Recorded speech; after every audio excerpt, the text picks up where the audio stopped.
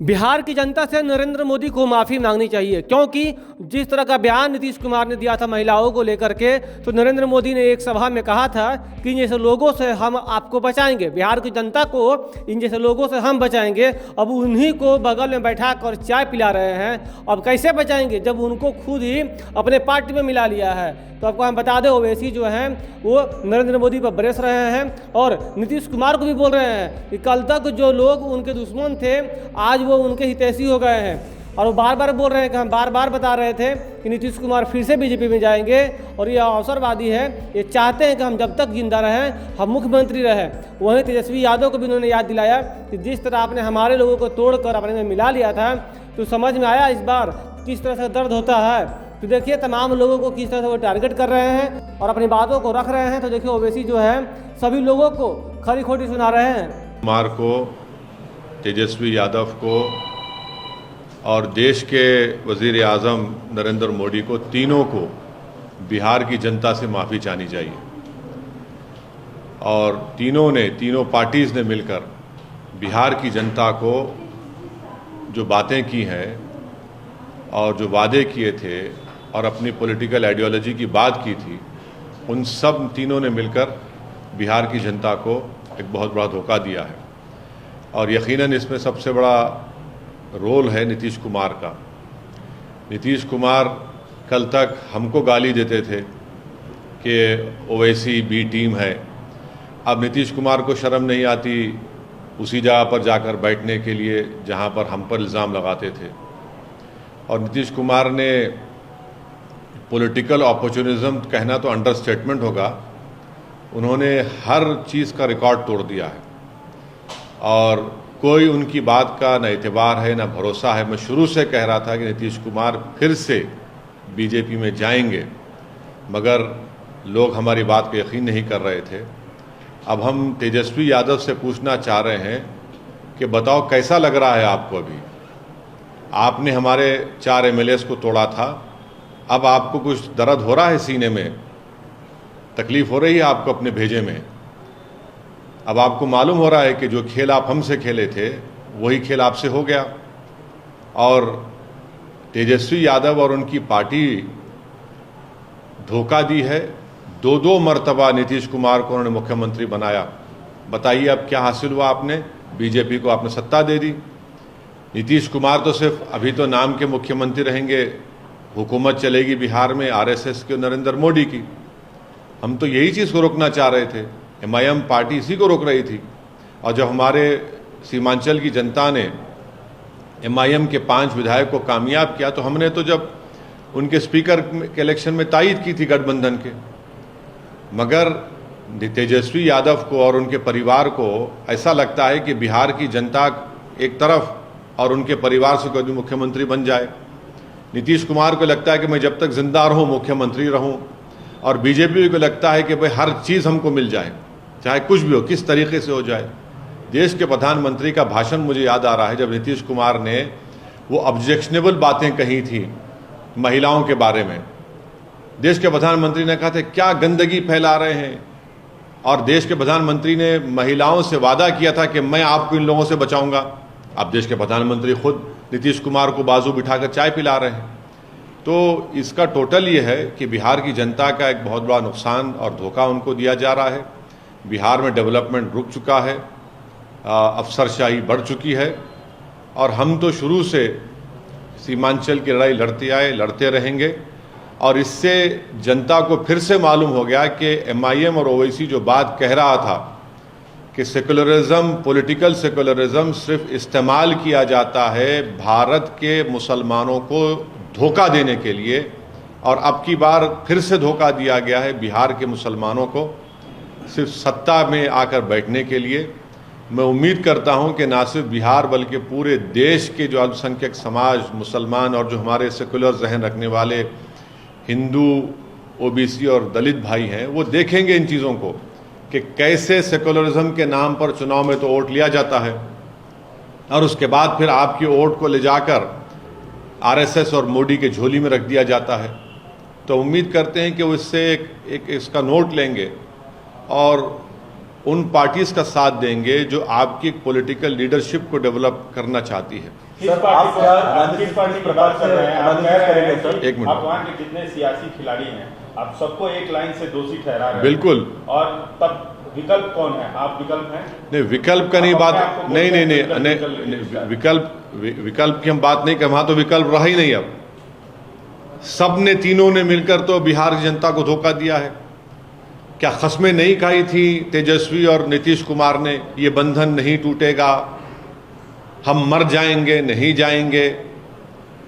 हाँ, आपने क्या, तेजस्वी यादव ने नहीं कहा था कि हम पूरा स्वीप कर देंगे बिहार में, 40 के 40 सीट जीत जाएंगे, बीजेपी को हरा देंगे? आप इन लोगों को सोचना चाहिए कितना धोखा दिया आपने। देश के प्रधानमंत्री ने क्या कहा था चुनाव के वक्त? जंगल राज। अब बताइए क्या होने जा रहा है वहां पर। देश के प्रधानमंत्री नीतीश कुमार के बारे में क्या क्या कहे थे, और वो नीतीश कुमार ने क्या क्या कहा था नरेंद्र मोदी के बारे में। अब बताइए, ये सब, इससे जो पॉलिटिकल अपॉर्चुनिज्म बोलना तो बिल्कुल गलत बात होगी, अंडरस्टेटमेंट होगा। अब वहाँ विकल्प नहीं रहा, वहां पर तो सब देखिए ना, इस हम्माम में सब दंगे हो चुके हैं। इस समय आपको आप सिंपैथी रखना चाहिए। चाचा धोखा देके चले गए भतीजे को, आप बड़े भाईजान के तौर पे कुछ तेजस्वी को कुछ बोलना चाहेंगे? हमदर्दी रखना, हम तो पूछ रहे हैं ना तेजस्वी से, लालू प्रसाद यादव से और लालू प्रसाद यादव की फैमिली से पूछना चाह रहे हैं, आपको तकलीफ हो रही है, नहीं हो रही? बताइए हमको। आपके पेट में दर्द हो रहा है, नहीं हो रहा है? आपको रात में नींद अच्छी आई आप लोगों को? आपने सीमांचल की जनता को धोखा दिया, हमारे 4 विधायक को खरीद कर, उनका जमीर खरीद कर। देख लिया आपने आज आपसे क्या हो रहा है। दो मर्तबा आपने नीतीश कुमार को मुख्यमंत्री बनाया, और दो मर्तबा आप ही ने बीजेपी को सत्ता दी है बिहार में। अब बताइए लोकसभा में क्या होगा? इसका कौन जिम्मेदार है? इनको अगर हर चीज का जिम्मेदार तो हमको खड़ा करते हैं। आज ये तीनों पार्टी, देश के प्रधानमंत्री नरेंद्र मोदी, नीतीश कुमार और तेजस्वी यादव, इन तीनों को बिहार की जनता से माफी चाहनी चाहिए। और बिहार का डेवलपमेंट इन्होंने रोक दिया है, और जो ख्वाब बिहार की जनता ने देखे थे उन ख्वाबों को आपने चूर कर दिया। जो आपने सोशल जस्टिस की बात की थी, MY कॉम्बिनेशन की बात की थी आपने, EBC की बात की, सब क्या हो गया? वो जो आपने सर्वे किया था, क्या हुआ उसका? सब खत्म करके रख दिया आपने। अपने लालच से, अपने पर्सनल एम्बिशंस को आपने बिहार की जनता और उनके ख्वाबों को पूरा करने के ऊपर आपने उसको पूरा करने की कोशिश की, अपने पर्सनल एम्बिशंस को। उप मुख्यमंत्री बनाने की सम्राट चौधरी कोहली समाज से आते हैं, तो जिस तरह से ये जातिगत समीकरण चुनाव से पहले किया जा रहा है, इसको आप कैसे देखते हैं? जातिगत समीकरण की आप बात कर रहे हैं, जो पहले की सरकार थी उन्होंने तो OBC पूरा बिहार का सर्वे कराया था ना, कास्ट सेंसस कराया था। क्या नतीजा निकला उसका? आप बीजेपी को सत्ता दे दिए। एक्चुअल मानों में बिहार में अब बीजेपी और RSS की सरकार रहेगी। इसका जिम्मेदार तेजस्वी यादव है, इसका जिम्मेदार नीतीश कुमार है। बीजेपी तो खैर उनके पास तो कोई चीज़ ही नहीं, उनको बस सत्ता से मतलब है। अब सरकार होगी बिहार में तो बीजेपी और RSS की सरकार होगी, उसके जिम्मेदार ये दोनों पार्टीज हैं। जो सेकुलरिज्म के बड़े बड़े दावे करते थे, जो अपने आप को सेकुलरिज्म का चौधरी कहते थे, जो बिहार की और भारत के मुसलमानों को ये कह रहे थे कि हम हैं सेकुलरिज्म को जिंदा रखेंगे, बताओ आप क्या जिम्मेदारी ली आपने? अब लोकसभा के चुनाव में क्या होगा बताइए? जो कह रहे थे कि हम 40 सीट जीत जाएंगे, अब बताइए क्या होने वाला है? ये सब तो धोखा दे रहे हैं, इल्ज़ाम हम पे लगाते हैं। अब कौन बी टीम है बताओ? जो बुला कर समझाते थे कि ओवैसी बी टीम है, बताओ कौन बी टीम है? कौन जिम्मेदार है बीजेपी को सत्ता देने के लिए? हम 19 सीट लड़े, जिसमें से 5 जीते, तो आपने आसमान सर पे उठा लिया। आपने आसमान सर पे उठा लिया था। अब बताइए कौन जिम्मेदार है? नीतीश कुमार का नाम नीतीश कुमार है, इसलिए उनको कोई कुछ नहीं कहेगा। तेजस्वी यादव का नाम तेजस्वी यादव है, उसको कोई उंगली नहीं उठाएगा। नरेंद्र मोदी, क्योंकि नरेंद्र मोदी उनका नाम है, कोई उनके बारे में बुरा भी नहीं सोचेगा। मगर मेरा नाम असदुद्दीन ओवैसी है, और मेरा जुर्म सिर्फ इतना है कि मैं इलेक्शन लड़ता हूं, हारता भी हूं, जीतता भी हूं, तो बस मुझ पर इल्जाम लगते हैं। अब ये लोग जो आपका वोट हासिल करके, आपका वोट लेकर मोदी के झोली में डालकर बैठ रहे हैं, तो फिर इनको क्या कहेंगे आप?